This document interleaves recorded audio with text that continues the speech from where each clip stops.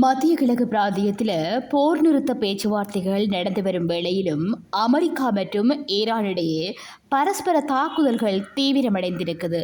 மற்றொரு புறம் லெபனானின் தெற்கு பகுதியில் இஸ்ரேல் தனது தாக்குதல்களை கடுமையான முறையில் அதிகரித்திருக்குது. இது தொடர்பில் பார்க்கலாம் வாங்க.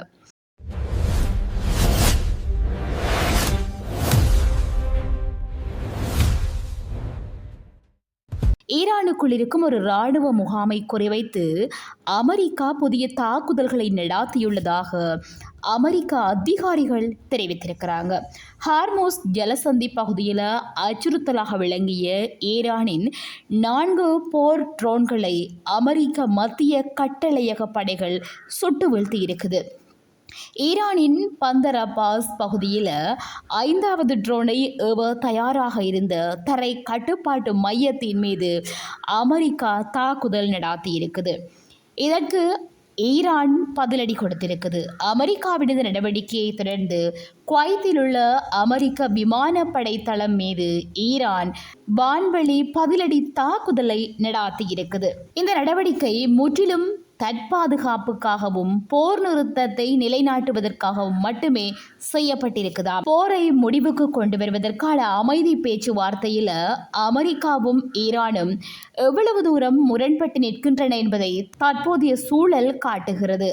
அமெரிக்க அதிபர் டொனால்ட் ட்ரம்ப் புதன்கிழமை அன்று என்ன கூறியிருக்கிறார் என்றால், டெஹ்ரான் உடன்படிக்கை வரவில்லை என்றால் நாங்கள் வேலையை முடிப்போம் என்று கடுமையான எச்சரிக்கையை விடுத்திருக்கிறார். மேலும் ஹார்மோஸ் ஜலசந்தியை ஈரான் மற்றும் ஓமன் இணைந்து கட்டுப்படுத்தும் தற்காலிக ஒப்பந்த முயற்சி குறித்து பேசுகையில் அமெரிக்காவின் நட்பு நாடான ஓமனுக்கு ட்ரம்ப் எச்சரிக்கை விடுத்திருக்கிறார்.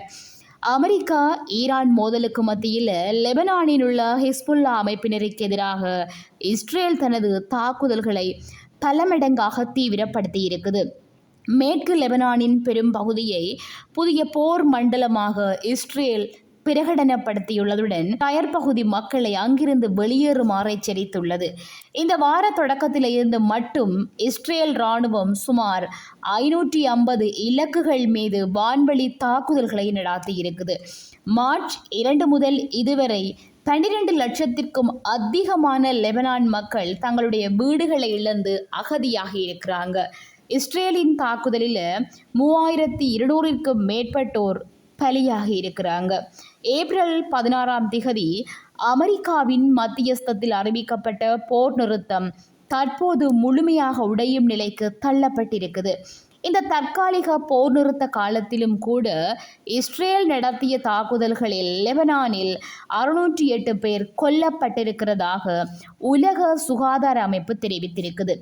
லெபனானின் தெற்கு பகுதியில் இருந்து இஸ்ரேல் இராணுவம் முழுமையாக வெளியேறும் வரை தங்களுடைய போராட்டம் தொடரும் என்று சொல்லி ஹிஸ்புல்லா அமைப்பு சபதம் மேற்கொண்டிருக்குது.